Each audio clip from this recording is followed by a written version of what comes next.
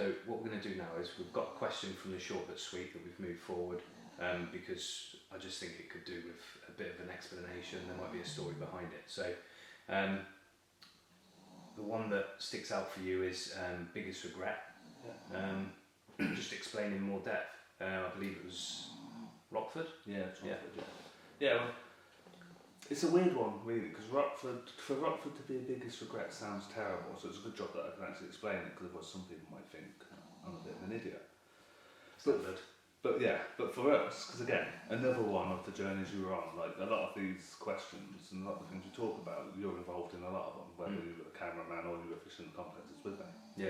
But when we went to Rockford, we were doing it was the first season, it was a club water. It'd been a syndicate so long, first season on a club water, and it was literally a circus. Rammed. It was like, I'd never seen anything like it. It was bivvy behind bivvy and loads of swims. You had people saying they were leaving in 2 days, and you'd turn up. I remember sleeping in the van one night, and when I woke up in the morning, his mate must have turned up in the middle of the night and set up behind him. There was times where there was like 2 or 3 bivvies stacked like behind. Yeah, so it's just really. Daryl Pett was there as well. Yeah. Obviously stitching swims, which fair enough. Yeah, it was too busy and not the one for me. And I was only fishing weekends, 2 weekends a month, every weekend I was doing. Sometimes I had a few longer sessions, but they were usually weekends. And turning up on a Friday morning usually, which was actually sounds quite good, but up there it just didn't matter. Like very rarely during the season did I get in the swim I wanted.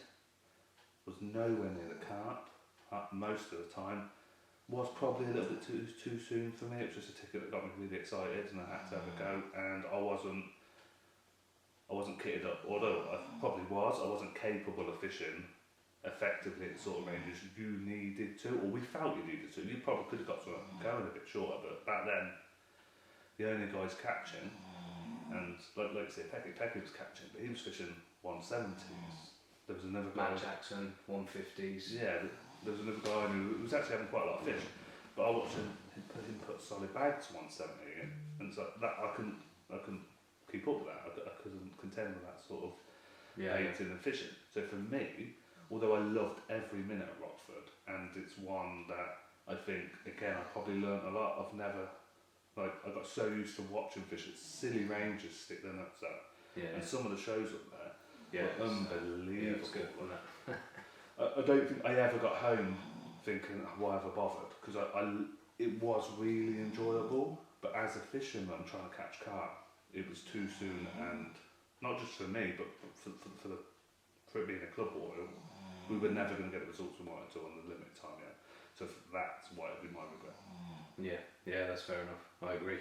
I fished it with you, so and I was exactly the same. But I do think with better kit, we'd have been closer to getting to the range we needed to.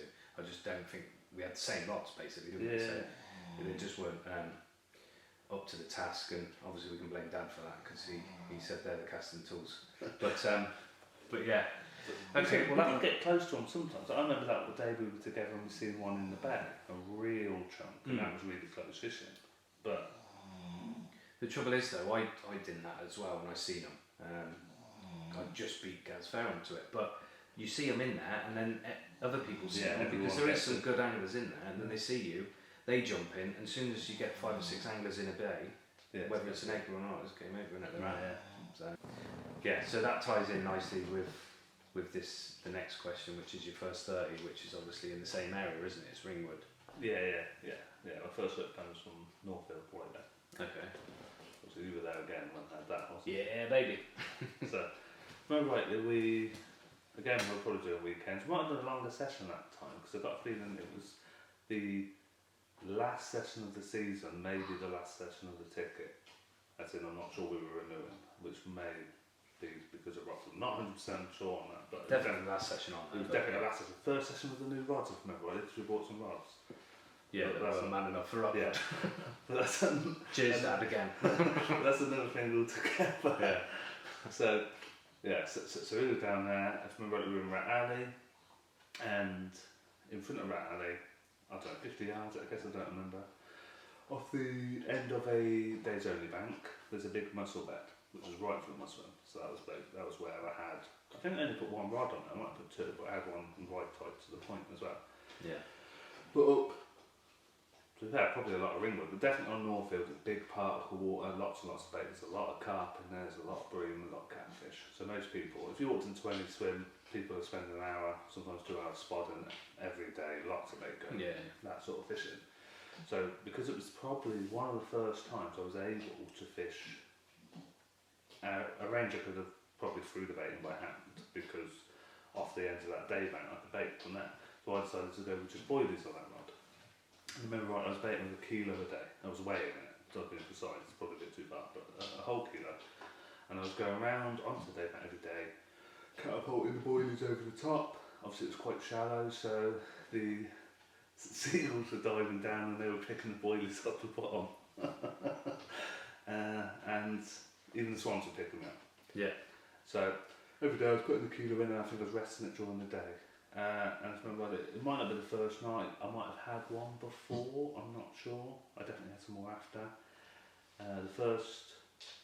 The first bite come late evening, early morning sort of time, and it was absolutely ripper. I pulled into it, not realising what it was, fishing with braid, and it was catfish, first catfish I've ever hooked. Makes a change, because usually I'm the one that was having them. Yeah, quite a few of them, right, and some of the better ones. But after I don't know how long the battle was, probably quite a savage battle on braid, eventually had this catfish, 20 pound or something, let it go, knowing that catfish would usually ruin the spot, I didn't think much more of it. Put the rods back out, and I think it was only a couple of hours later, ripped off again, same rod, pulled into it, thinking it was catfish again, it was savage. Probably bad angling, I don't really like them. I'd only had one at that point and I realised that I don't want to have to catch them. Braided up, so I fished, locked it right up, give it the butt and thought, ideally the hook will pull and we'll be free and that'll be over. After I'd had 10 minutes of beating it got within, I don't know, a couple of rod lengths and the water's quite clear there. I had the head torch on, so I flipped the head torch on to see what it was and I just seen this massive orb. Didn't it roll off the bush to the right hand side? No, straight in front at first. I just watched it swim through the light, and it was just this big, heavily scaled thing. Obviously, I cracked myself. I remember I probably started shouting at you like mad, saying, "Oh God, it's a big mirror, blah blah blah." I'm pretty sure I was there when throughout the fight, or not at the start. No, yeah. But after a while, because you were like, "It's got to be a cat the way it's fighting," because it was running you regularly. Yeah, I think you came after I seen it was a cat. Because I remember I seen it under my feet, thought, wow, cracked my pants a little bit, loosened the clutch off, and it just shot off and took, I don't know, way too many yards down the margin. Oh yeah, which maybe was that probably was suicidal, but somehow I got lucky. And obviously it was the biggest fish I've ever caught at that point. Finally, I can't remember much of the battle after that. It was that first part that really springs to mind. In the end, you probably netted it for me, and I'll call it a fully scaled because it's probably as close to fully scaled as you're going to get without being fully scaled. It did sort of have a patch on the back end. But I've said it's almost like a 3/4 scale. Yeah, pretty much, isn't it? yeah. And it's £30.9. My first £30-pounder. Best looking carp I've ever caught at that point, without that. Might still arguably be the best today. looking carp in that lake as well. Yeah, and a very rare one because if I remember rightly, I was really looking forward to catching big commons because I've never caught a big common and it's full of them. And to my knowledge, I only knew of one £30 mirror before that day, and that was the second one that I knew of now. And It's £40 now.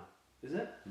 No. Well, why not? I was playing that. Well, I caught that, and the other £30 mirror I know of got caught on the other swim the same night. No, it's mad, isn't it? So I don't know. Maybe it was back that night then for the mirrors. Yeah. Well, maybe it's a moon or something. Yeah. But obviously back then we wouldn't have had a clue about No. this, would we? But yeah, it's a mega carp. Fair shout. Yeah.